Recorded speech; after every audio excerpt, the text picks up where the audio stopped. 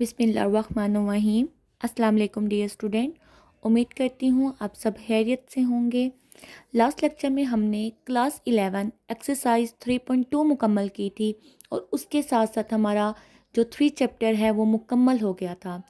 तो आपकी बुक में एमसीक्यूज़ नहीं दिए कि एमसीक्यूज़ आपके चैप्टर के अंदर से ही बन कराएंगे, तो आज हम इसके एमसीक्यूज़ करेंगे। ठीक है, तो आज हम चैप्टर नंबर 3 के एमसीक्यूज़ करेंगे। और एमसीक्यूज़ शुरू करने से पहले मेरी आप सबसे रिक्वेस्ट है कि कमेंट सेक्शन में आपको मेरा व्हाट्सएप चैनल का लिंक दिया गया है, आप वो भी ज्वाइन करें। आपकी वहाँ पे मैंने टेस्ट सीरीज़ शुरू की है, तो अगर आप वो टेस्ट सीरीज़ देना चाहते हैं तो फिर आपको लाजमी मेरा व्हाट्सएप चैनल ज्वाइन करना पड़ेगा। और ये टेस्ट सीरीज़ बिल्कुल फ्री है, इसके कोई चार्जेस नहीं हैं। चलते हम अपने एमसीक्यूज़ की तरफ। एमसीक्यूज़ नंबर 1 है, standard form of quadratic function is. जो क्वाड्रेटिक फंक्शन है उनकी स्टैंडर्ड फॉर्म क्या होती है। ठीक है, अब मैंने आपको बताया था ना कि जो क्वाड्रेटिक इक्वेशन होती है ना उनके क्या होती है, इक्वल की इस तरफ ज़ीरो आता है। फंक्शन लिखने का तरीका क्या क्वाड्रेटिक का। अब ऑप्शन है F of x is equal to A x square plus B x plus C, F of x is equal to A x square plus C, F of x is equal to A x square plus B, F of x is equal to B x plus C. इसकी जो standard form है वो क्या है लिखने की, a x square plus B x plus c है। उसके बाद ऑप्शन 2 है, the graph of quadratic function is. ये तो आप सबको पता है कि जो क्वाड्रेटिक फंक्शन का ग्राफ होता है वो क्या होता है, पैराबोला होता है। ऑप्शन 3 है, MCQs number 3, if a is less than 0 then the shape of parabola is. अगर तो ए क्या है, लेस देन 0 है, ए 0 से छोटा है, मतलब कि ए नेगेटिव है, माइनस ए है, तो पैराबोला आप किस शेप का होगा, वो इस शेप का होगा। ठीक है, डाउनवर्ड डायरेक्शन की तरफ होगा। तो इसका राइट ऑप्शन क्या है, ऑप्शन बी है। नेक्स्ट आप ऑप्शन देखिए क्या है, if a greater than 0 then the shape of parabola is. अगर ए मतलब पॉजिटिव ए है, ठीक है, तो फिर पैराबोला की शेप क्या होती है, वो यू शेप का होता है, मतलब वो अपवर्ड डायरेक्शन की तरफ होता है। इसका ऑप्शन क्या आएगा, अपवर्ड डायरेक्शन। आगे आपके पास एमसीक्यूज नंबर 5 है, in parabola we is called dash of parabola. ठीक है, जो पैराबोला होता है, ठीक है, उसमें ये जो वी आता है, ठीक है, वो उसको क्या कहते हैं, आप उसको वर्टेक्स कहते हैं। ठीक है, कोना, वो पॉइंट जहाँ से आपका पैराबोला टर्न होता है। ठीक है, यहाँ से आएगा, इस पॉइंट तक पहुँचा, यहाँ से दोबारा टर्न होना शुरू हो गया, तो उस पॉइंट को क्या कहते हैं, वर्टेक्स कहते हैं। ठीक है, उसको हम वी से रिप्रेजेंट करते हैं। The vertex of a parabola representing the, जो पैराबोला का वर्टेक्स होता है वो क्या रिप्रेजेंट करता है, वो आपका टर्निंग पॉइंट को रिप्रेजेंट करता है। अभी बताया ना कि वो हमें बताता है कि हमारा पैराबोला ऊपर से अगर आ रहा है तो किस पॉइंट पे जाके वो ना टर्न होगा। ठीक है, और अगर वो अपवर्ड डायरेक्शन में है तो फिर वो किस पॉइंट पे जाके टर्न होगा। इसका ऑप्शन है टर्निंग पॉइंट, हमें बताता है वर्टेक्स। द मैक्सिमम और minimum value of quadratic functions occurs at. अब क्वाड्रेटिक फंक्शन की जो मैक्सिमम या मिनिमम वैल्यू होती है वो कहाँ पर अकर होती है, ये बड़ा ना इम्पॉर्टेंट चीज़ है, समझने वाली चीज़ है। देखिए, अगर आप देखिए ना तो वर्टेक्स पे ना हमारे एच और के आते हैं। ठीक है, ये हमें ये बताते हैं, एच को हम रिप्रेजेंट करते हैं एक्स एक्सिस पे और के को रिप्रेजेंट करते हैं हम वाई एक्सिस पे। ये हमें ये पॉइंट बताते हैं कि हमारा फंक्शन कहाँ से जाके टर्न होगा, मतलब उसका मैक्सिमम और मिनिमम पॉइंट। देखें, अगर तो फंक्शन ना, अब यहाँ पे ये देखें, ये इस पॉइंट पे जाके टर्न हो रहा है, तो ये क्या इस फंक्शन का मैक्सिमम पॉइंट है। यहाँ पे ये हमारा जो पैराबोला है ये इस क्या कर रहा है, टर्न हो रहा है या इस पॉइंट पे जाके, तो ये क्या है, इसकी मिनिमम वैल्यू है। ठीक है, तो अब उन्होंने ये पूछा है कि मैक्सिमम और minimum value of quadratic functions occur at. ठीक है, वो कहाँ पर अकर्स होती है, तो ये ना हम इसको एच से भी रिप्रेजेंट कर सकते हैं और हम इसको एक्स भी कह सकते हैं। ठीक है, फंक्शन में जब हम एक्स की वैल्यूज पुट करते हैं ना तो हमें पता चलता है कि ये हमारा मैक्सिमम पॉइंट होगा या मिनिमम पॉइंट होगा।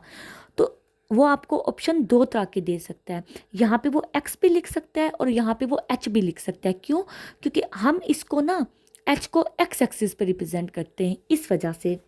तो मैंने आपको कहा था ना कि ये एक्स और के का फार्मूला याद रखना, तो देखिए एच का फार्मूला आपने याद रखना है, ठीक है।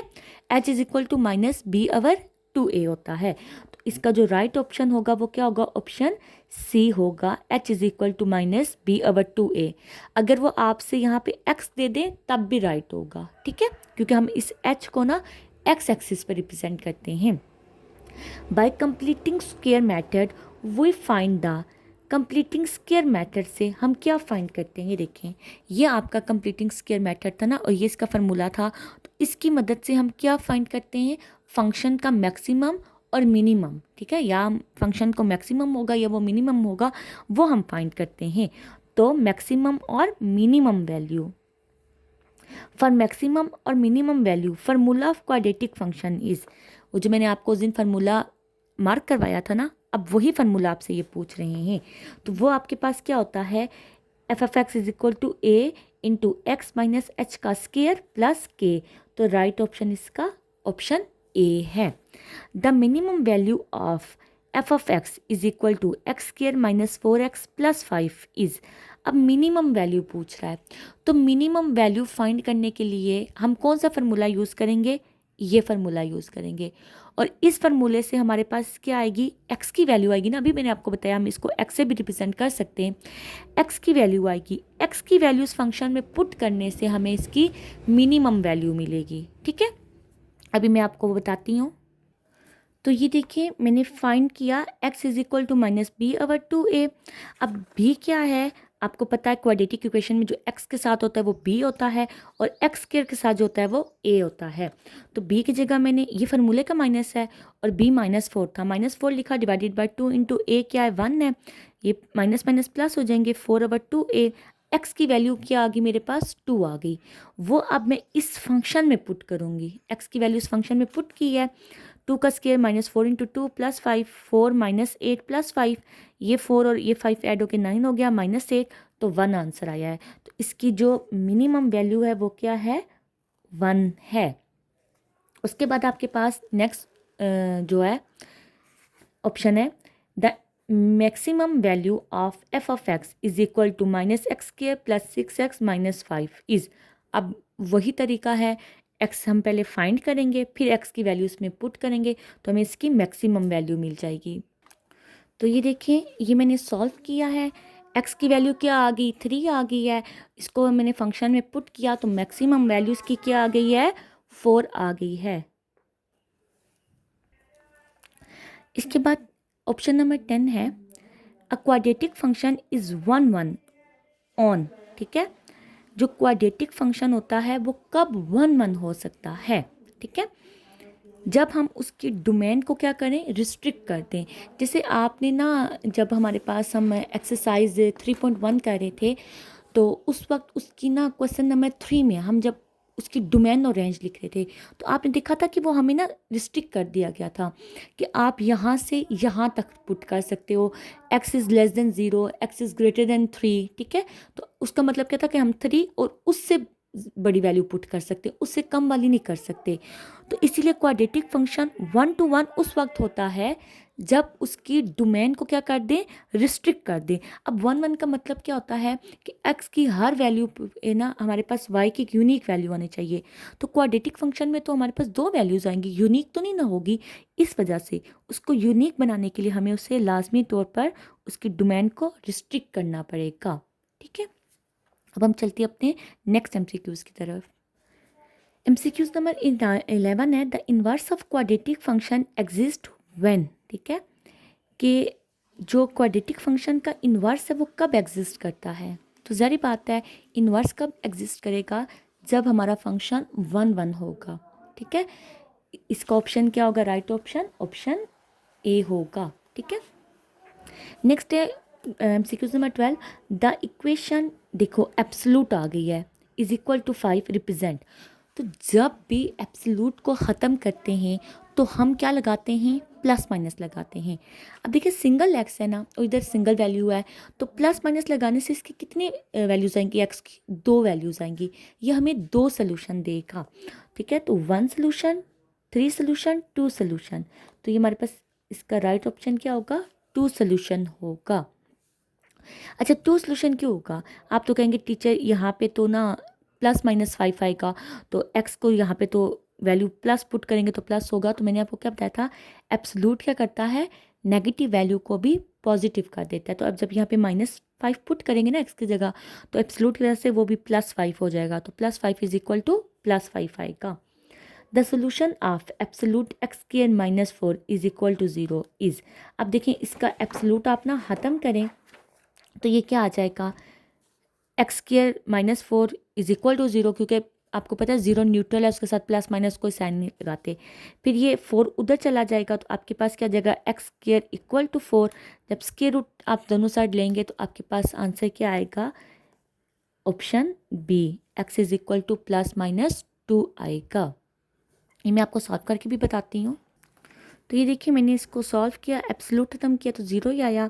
-4 को उधर ले गए तो एक्स के इज इक्वल टू 4 आ गया। स्क्वायर रूट ले लिया तो स्क्वायर स्क्वायर से रूट से कट गया, एक्स इज इक्वल टू, अब 4 किसका परफेक्ट स्क्वायर होता है, 2 का, तो ये +-2 आ जाएगा। ठीक है, तो यही आपका ऑप्शन है। नेक्स्ट आपके पास क्या है, the inequality absolute x less than 3 represent. अब ये चीज़ समझने वाली है। ठीक है, बच्चे इसमें ना गलती कर जाते हैं मोस्टली। अब देखें, एब्सोल्यूट लेस देन 3 है, एब्सोल्यूट को ख़त्म करेंगे तो लेस देन +-3 आएगा ना। अब अगर मैं इसको लिखूँ तो देखो, x less than 3, x less than -3, ये बात तो गलत है ना, कि एक्स +3 से छोटा है और एक्स -3 से भी छोटा है। तो अगर मैं इसको नंबर लाइन पे रिप्रेजेंट करूँ, ठीक है, तो मुझे पता है यहाँ -3 होगा, यहाँ कहीं आपके पास +3 होगा, एक्स इन दोनों के दरमियान लाई कर रहा होगा। अब ऐसा हो सकता है कि एक्स आपका यहाँ कहीं हो, नहीं ना। ठीक है, तो एब्सोल्यूट वैल्यू में जब इस तरह की कंडीशन बने, इस तरह की कंडीशन बने, उसका मतलब ये होता है कि जो एक्स की वैल्यूज़ हैं वो -3 से +3 के दरमियान कहीं पे लाई करती हैं। तो इसको लिखने का फिर ये तरीका होता है कि -3 less than x, x less than 3। ठीक है, तो इसका जो राइट ऑप्शन बनेगा वो क्या बनेगा, ऑप्शन डी बनेगा। ठीक है, नेक्स्ट एमसीक्यूज देखें, an equation reducible to quadratic equation has degree. कोई भी इक्वेशन को हम जब रिड्यूस एबल करते हैं क्वाड्रेटिक इक्वेशन में, तो उसकी डिग्री क्या होनी चाहिए। अब क्वाड्रेटिक इक्वेशन की डिग्री क्या होती है, 2 होती है। तो उससे जो जितनी बड़ी आपके पास इक्वेशंस आएंगी उनको हम क्वाड्रेटिक इक्वेशन में चेंज कर सकते हैं, वो 3, 4, 5, 6 कोई भी होगी। ठीक है, तो इसका राइट ऑप्शन क्या होगा, ग्रेटर देन 2 होगा। नेक्स्ट एमसीक्यूज देखें, rational equation reducible to quadratic equation और सॉल्व बाय। जो आपके पास रैशनल इक्वेशन होती है, ठीक है, रैशनल इक्वेशन किसे कहते हैं, जो P/Q की फॉर्म में लिखी होती है। जैसे आपकी 3.2 के स्टार्टिंग के क्वेश्चंस हैं, ठीक है, ये जो आपके क्वेश्चंस थे, ठीक है, इन्हें हमने क्या किया था, सॉल्व करके क्वाड्रेटिक इक्वेशन में चेंज किया था। तो इन्हें हम कैसे सॉल्व करते हैं, ठीक है, चेंज करते हैं क्वाड्रेटिक इक्वेशन में सब्स्टिट्यूशन मेथड से। ठीक है, हम कुछ सब्स्टिट्यूशन करते हैं, प्लस माइनस करते हैं, एलसीएम लेते हैं, इस तरह, इसे सब्स्टिट्यूशन मेथड कहते हैं। ठीक है, अब extraneous solution are removed by. Extraneous solution को हम कैसे रिमूव कर सकते हैं, एक्सट्रेनियस सोल्यूशन उस सोल्यूशन को कहते हैं, एक्स की उस वैल्यूज़ को कहते हैं जो आप इक्वेशन में पुट करें तो आपके पास वो सेटिस्फाई ना करें।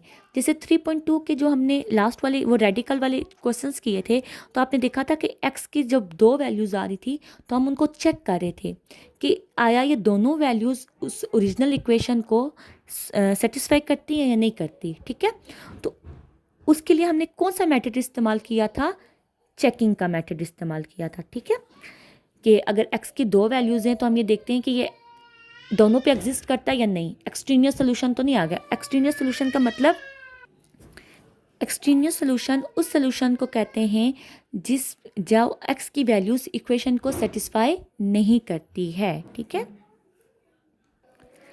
Radical equation reducible to quadratic are solve by. जो रेडिकल इक्वेशंस होती हैं, ठीक है, वो कैसे सॉल्व की जाती है। अब रेडिकल इक्वेशन किसे कहते हैं, आपके पास जब भी इक्वेशन में, ठीक है, स्क्वायर रूट आ जाए, ये स्क्वायर रूट था, ये भी स्क्वायर रूट था, तो इनके क्या कहते हैं, रेडिकल इक्वेशंस कहते हैं। ठीक है, क्योंकि स्क्वायर रूट को हम रेडिकल बोलते हैं। तो ये रेडिकल इक्वेशन हो गई है। अब इन्हें सॉल्व कैसे किया जा सकता है?